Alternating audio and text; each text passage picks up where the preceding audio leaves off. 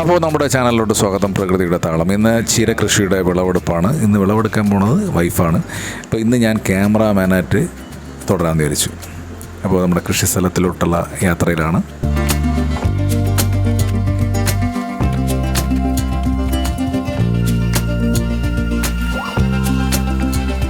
പിന്നെ ഈ ചീര കൃഷി എന്ന് പറയുന്നത് നമ്മുടെ നാട്ടിൽ കീര എന്നൊക്കെ പറയും കേട്ടോ, ചിലയിടത്ത് ചീര എന്ന് പറയും.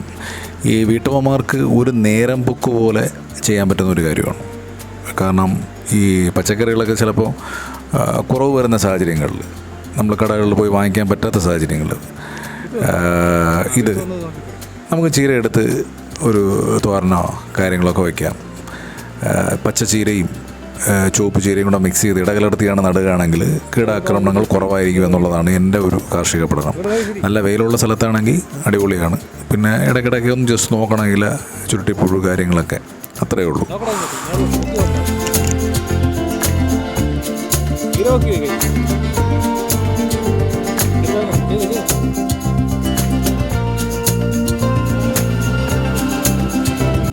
നല്ല വിത്തുകൾ തിരഞ്ഞെടുത്തതിന് ശേഷം നമുക്ക് ഗ്രോ ബാഗിലോ അല്ലെങ്കിൽ തറയിലോ കുറച്ച് മണ്ണും കൂടെയൊക്കെ മിക്സ് ചെയ്തിട്ട് വിതറി കൊടുത്തു കഴിഞ്ഞാൽ, കുറച്ച് ചാണകപ്പൊടിയും കൂടെ ഇട്ട് കൊടുത്തു കഴിഞ്ഞാൽ ഒരു 25-30 ദിവസത്തിനകത്ത് തന്നെ നമുക്ക് വിളവെടുക്കാൻ സാധിക്കും.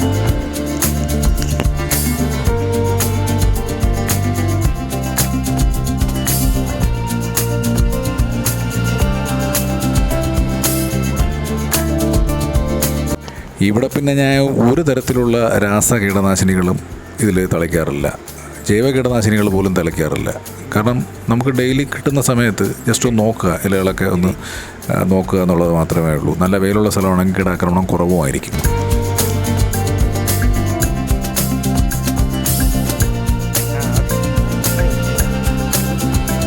അപ്പോൾ ചെറുതായിട്ടൊന്ന് മെനക്കെട്ട് കഴിഞ്ഞാൽ നമുക്ക് ഓരോരുത്തർക്കും ഇങ്ങനെയുള്ള കൃഷികൾ ചെയ്യുവാനും സാധിക്കും, അത് വിജയിപ്പിക്കുവാനും സാധിക്കും. അതിലൂടെ നമുക്ക് കാർഷിക സന്തോഷം എന്നൊരു സന്തോഷമുണ്ട്, അത് നേടിയെടുക്കുവാനും സാധിക്കും. അതാണ് കണ്ട ഓക്കെ കാണിക്കും, അടിപൊളിയാണെന്നൊക്കെയാണ് പറയണത്. അപ്പോൾ നിങ്ങൾ ചെയ്യല്ലേ ഇങ്ങനെയുള്ള ചെറിയ ചെറിയ കൃഷികൾ. ഓക്കെ, മറ്റൊരു വീഡിയോയിൽ നമുക്ക് വീണ്ടും കാണാം.